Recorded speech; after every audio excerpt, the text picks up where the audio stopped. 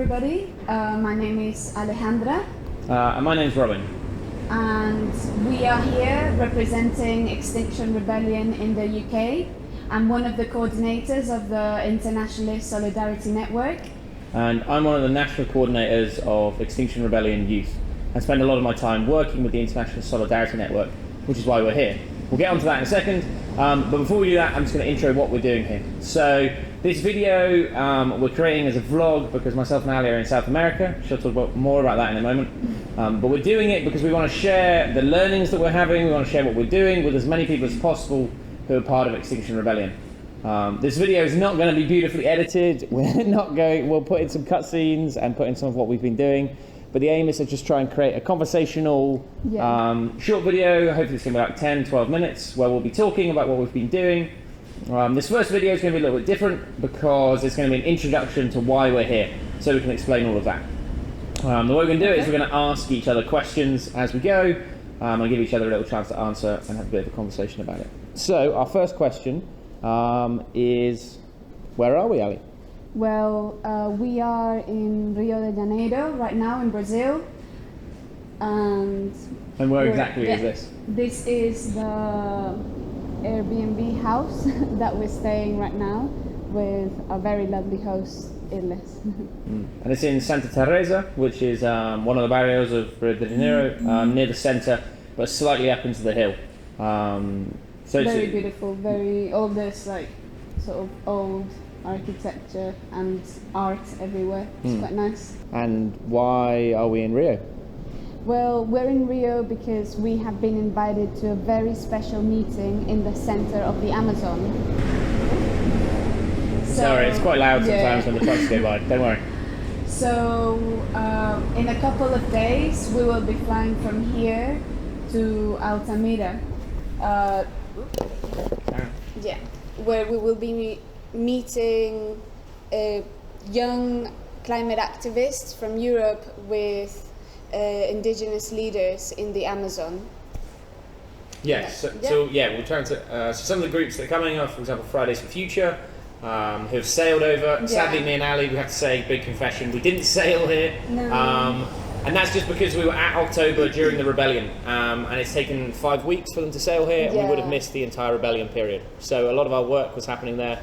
So we've done that, and we've flown over. But as Ali says, we're going to be travelling up to Altamira, and we're going to be going into the kind of that part of the Amazon to meet with some indigenous groups there. And while we're there, just before I let Ali explain a bit more about why we're going, while we're there, we will be replanting some of the burnt areas.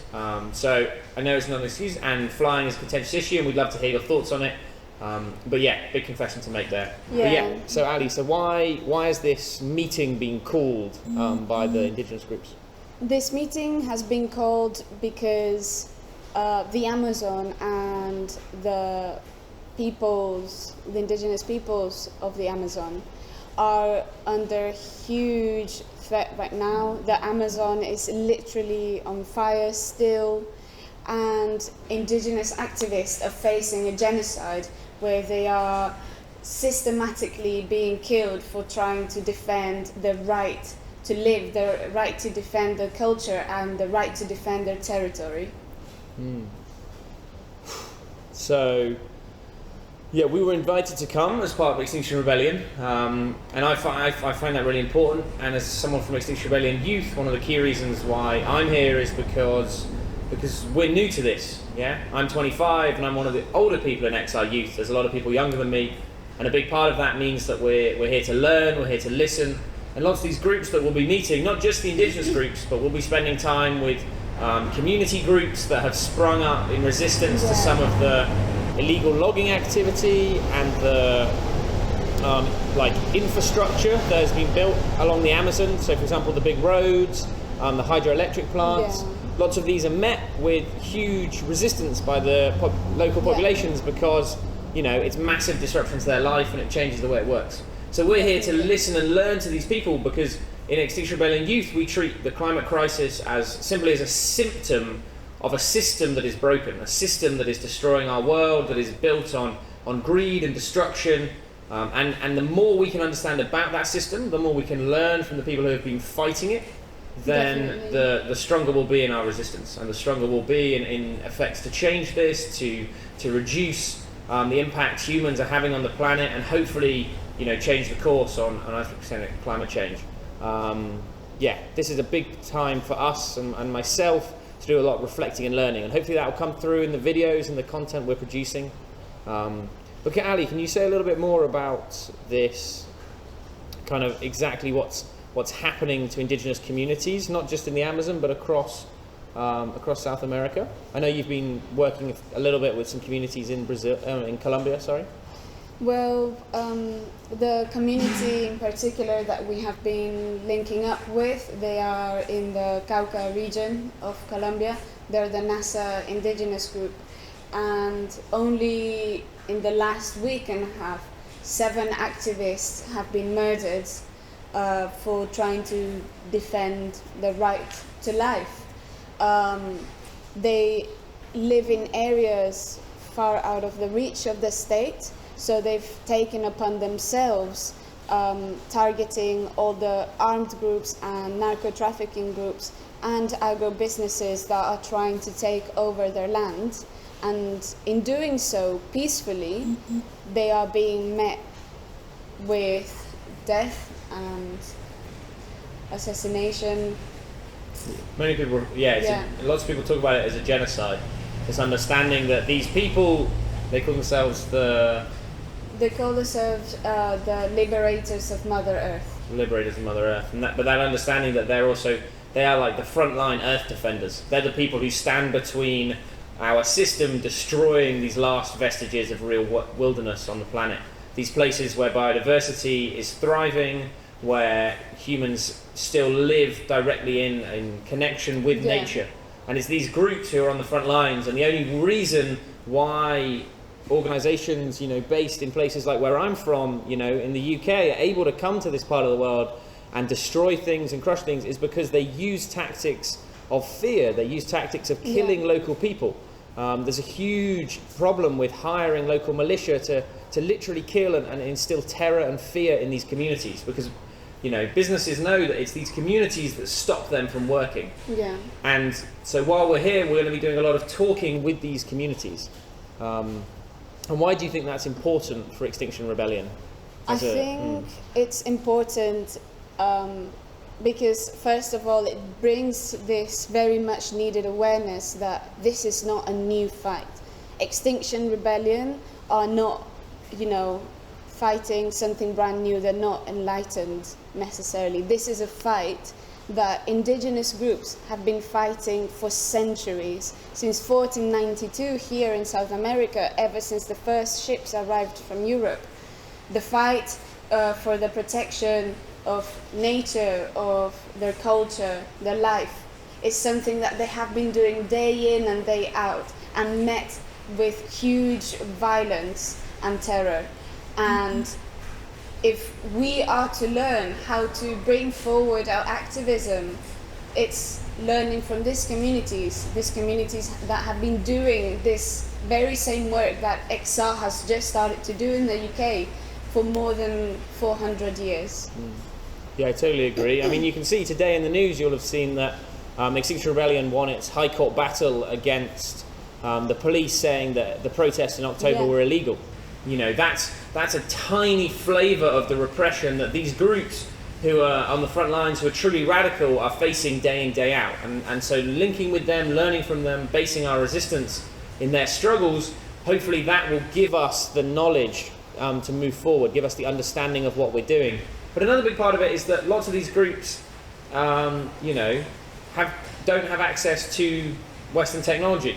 We can talk for hours about how Western technology is only built on the back of colonialism and the, extraction of resources from around the world. But the fact is that, the access to smartphones, to laptops, to Western universities doing climate science allows us to see things that local communities won't be able to see. And one of the big challenges that we'll be bringing is this understanding that Extinction Rebellion brings to everyone of quite how dire the situation is, of quite how dangerous the climate and ecological crisis is, how many years we have left, and what that means. So I was reading a paper the other day about how 2021, so in 2 years' time, the Amazon could have reduced in size enough that it won't produce enough rainfall to sustain itself.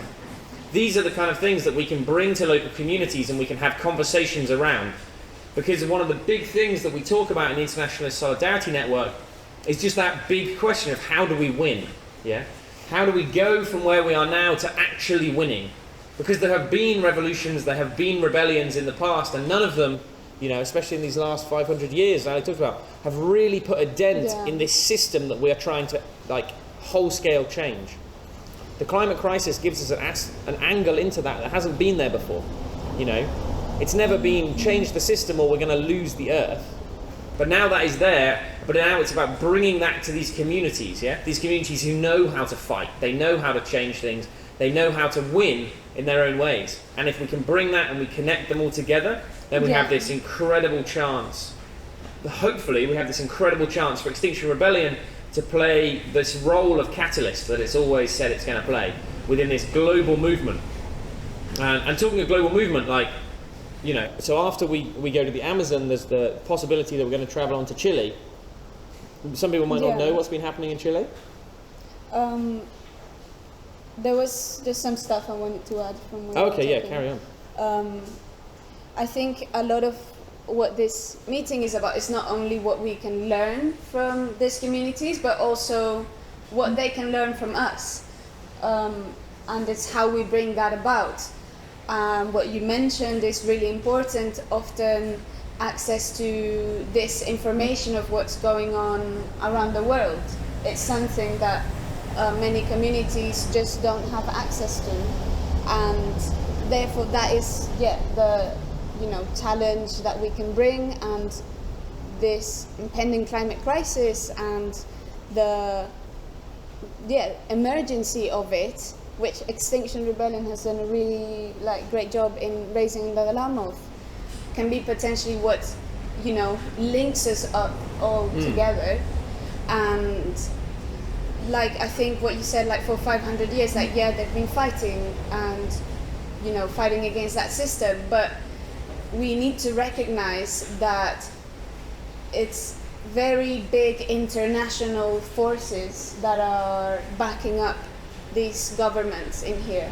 And I really like the metaphor you use, you can take down, let's say, Bolsonaro here. Everybody loves to hate him, but he's just one head of the Hydra. And super loud. Sorry, it's just really loud. So and the system itself is a problem. Bolsonaro is just a puppet of that. He's been backed up by big international forces in the USA, in the UK, in the rest of Europe. And unless we work together with from different countries, both in the global north, in the global south, east, west, that's how we can eventually reach some significant change.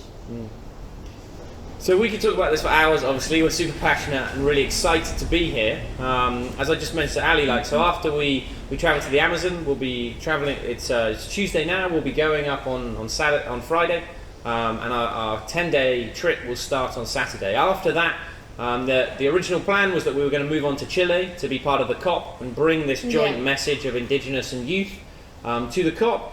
But obviously, the COP's been cancelled because of the I would say unbelievably incredible uprisings and people power demonstrated in Chile.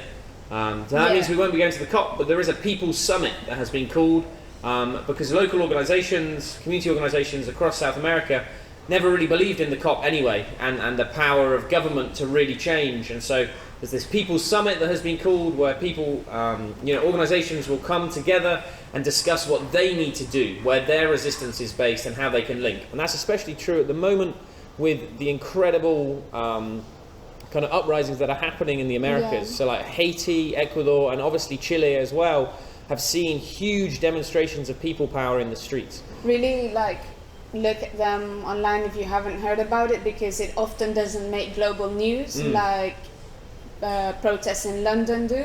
But please, especially what's going on in Haiti for months now, and what's going on in Chile at the moment. Ecuador, Bolivia as well, Yeah. and in Argentina they had something going on for a couple of weeks. Yeah. So And the numbers are incredible. Extinction Rebellion talks about 3.5%, but in Bolivia, in Chile especially, they've been having like 10% of the population have been taken to the streets in these protests. And they've won huge concessions off the Yeah. government, and a lot of it has been led by indigenous voices. So there's a group in southern Chile called the Mapuche, and actually yesterday when we were walking around Rio Yeah. de Janeiro, we found a guy who had a Mapuche flag up at his store where he was selling beer and Coca-Cola to tourists. And there's a number of Chile flags you see around. Actually behind us where we're staying, there's a Chilean flag that says, La educación es un derecho, which means the education is a right. And this like the way in which Chile has inspired Yeah, South America at the definitely. moment is incredible. Like it's on the lips of everyone in the street, and it's a big part of what we want to learn from. yeah, because they've literally been sparking true like revolution internationally across South America. Yeah, it's absolutely incredible. So we could talk for hours here. Yeah. We're not going to because we understand people's patience doesn't last that long. But if you want to follow along with us, we're going to be producing videos like this. We're going to try and get one out every day or every other day. When we're in the Yeah. Amazon, it's going to be difficult because we won't have any signal. But before and after that especially, we'll be having stuff. Through the XI Youth website, we're going to be blogging as well. Hopefully Yeah. we'll have a photo blog each day where we'll put up just photos of what we've been doing with some explanation. There'll be links to the Google Drive where we're going to store all the photos so you can follow along with that. We'll also be writing articles about some of the stuff we've been doing or we've been learning. We'll be doing videos like this, but also I interviews. think interviews. And also I really wanted to add, like, more importantly, it's also to provide you an opportunity to follow what we're doing and be part of this, and for you to participate even though you're far away.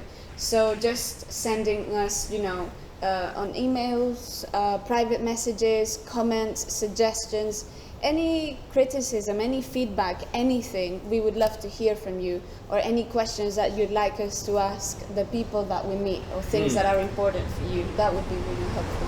Yeah, so go ahead and follow at XR Youth on Instagram, follow at XR Internationalist Solidarity on Instagram. Yeah. They're both on Twitter as well at the same handles.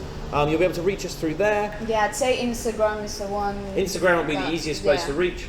But yeah, lots of what we'll be doing will be coming through the social medias. And like Ali says, yeah, it'd be great to know what you guys want to see, what you want to learn. We get caught, for example, sometimes using terminology that other people don't know. We use words and phrases, Yeah. Global South, Indigenous, these things which some people, especially the young people out there, you won't have heard of before. So let us know if we're using words that you don't understand, and we'll make a little video. And we'll say what it means, we'll write a little blog, something like that, that explains why we use Definitely. these terms and why they're important. Definitely. So just before we leave, we're just going to say, so we've been here a day and a half now. You might be able to see that I'm quite pink. Yesterday was insanely hot. It was so yesterday we just wandered around Rio. Yeah, just do you want to to explain a get little bit to about where know- we went? We went up, we just walked around the city just to get to know our surroundings a bit better, get to know the place. We went up to this very famous stairs. What were the name of the stairs? La Escalara de Solendo. And it was think. just, gorgeous to see the art going on, and a very, sort of resistance type of art. Like they all have really powerful messages and critiques of society, the type of art that really makes you think and question things. So it was really great to see that. There was an art centre. Yeah. where- The street art especially is Yeah. amazing. And then It's from got- there we just headed down through the parks and onto the beach. Yeah. And went along. It was 35. It said it was 35 degrees, but when you looked online, it said it would feel more like 46 degrees because it was like 100% humidity.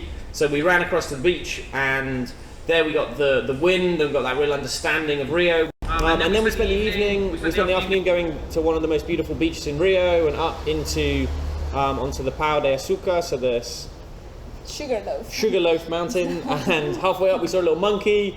It was an invasive species, which means it wasn't good for the local But wildlife. it was really cute. But it was super cute. I'll put some pictures in the video. And then from the top, we sat there and we watched the lights of Rio, and we talked about why we were here, and we planned a bit what we've been doing these next week or so. Yeah. So obviously it was just a day of acclimatising. We didn't really go into and explore the local area. I just got sunburnt. I might put a photo up if it's I not mean, too we did embarrassing. do some exploring. We did do some exploring, but one of the key things, like we say, is that we'll be doing some interviews. So in the next 2 days, hopefully we're going to meet with the Dean of the Rio University. Yeah, on There's Friday. community groups we're going to meet with. We're going to try and meet with XR Rio, XR Youth Yeah. Brazil. We're hopefully going to have a Skype session. And so yeah, all of this will be linked into what we want to share and bring to everyone. So like we said, get involved. Yeah, definitely. This first video has been quite long. The other ones might be longer or shorter. We don't know. But Ali, anything else you'd like to add before we say goodbye? Yeah, so before, I think one of the really interesting things and things that I'm most keen to learn about is how all these community groups, grassroots resistance groups, relate to young people.